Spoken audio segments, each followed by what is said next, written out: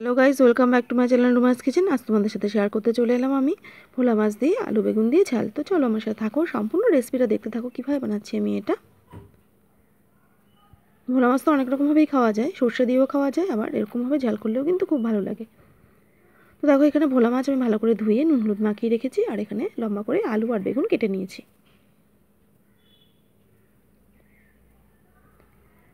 আর দেখো, মিক্সিতে আমি একটা টমেটো আর পাকা লঙ্কা আর পেঁয়াজ পেস্ট করে নিয়েছি, আর পরিমাণ মতো নুন হলুদ রেখেছি। এবার কড়াইতে সর্ষের তেল গরম বসিয়ে মাছগুলোকে আমি কিন্তু একে একে ভেজে নিচ্ছি।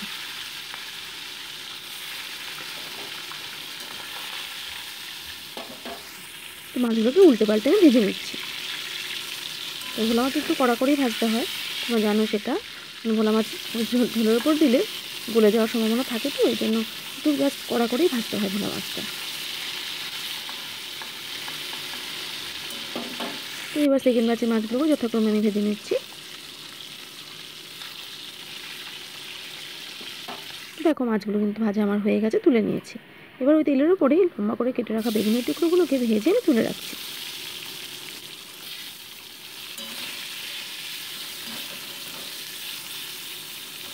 তো দেখো, বেগুনের টুকরোগুলো কিন্তু আমার ভাজা হয়ে গেছে, তুলে নিয়েছি আমি। এবার ওই তেলের উপরেই দিয়ে দিচ্ছি আমি কালো জিরে ফোড়ন, তারপরেই অ্যাড করে দিচ্ছি কেটে রাখা আলুর টুকরোগুলো, দিয়ে মোটামুটি এটাকে 2 মিনিট ভালো করে ভেজে নিচ্ছি।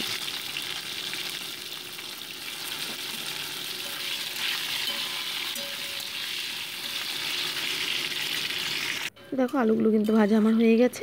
এবার আমি মশলা পেস্টটা এর মধ্যে অ্যাড করে দিচ্ছি, দিয়ে এটাকে মোটামুটি 2 মিনিট ভালো করে আমি কষিয়ে নিচ্ছি। তো 2 মিনিট কষানোর পর ফিরে এলাম। দেখো, মশলাটা কিন্তু কষানো আমার হয়ে এসছে। এবার সামান্য জল কিন্তু আমি অ্যাড করে দিচ্ছি।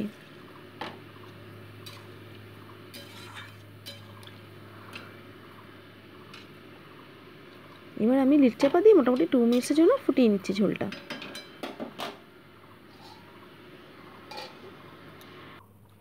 তো দেখো, ঝোলটা কিন্তু আমার ফুটে গেছে। এবার আমি ঝোলের উপরে ভেজে রাখা মাছগুলো অ্যাড করে দিচ্ছি।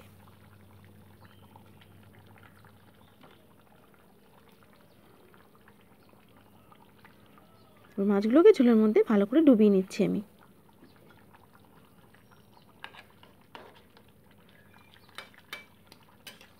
আর অ্যাড করে দিচ্ছি ভেজে রাখা বেগুনের টুকরোগুলো।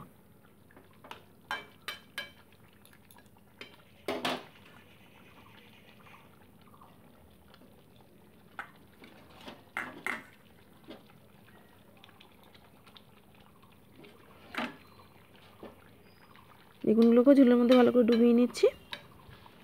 এবার একটা লিড চাপা দিয়ে মোটামুটি এটাকে 5 মিনিটের জন্য আমি গ্যাসের ফ্লেমটা একদম লো টু মিডিয়ামে রেখে কুক করে নিচ্ছি। তো 5 মিনিট পর ফিরে এলাম। দেখো, সবজিগুলো আমার কিন্তু সেদ্ধ হয়ে গেছে, আর বেগুন তো আগেই ভাজা ছিল, আলুটাও ভাজা ছিল। তো এবার ওপর দিয়ে গার্নিশিংয়ের জন্য একটু ধনেপাতা দিয়ে দিচ্ছি।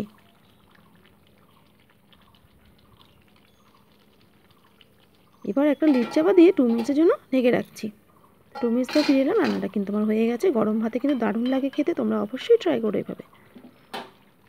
তৈরি হয়ে গেল আমার ভোলা মাছের ঝাল আলু বেগুন দিয়ে। সম্পূর্ণ রেসিপিটা তোমাদের কেমন লাগলো আমাকে কিন্তু কমেন্ট বক্সে অবশ্যই জানিও, আর অবশ্যই তোমরা এভাবে ট্রাই করো। আশা করছি তোমাদেরও কিন্তু ভালো লাগবে।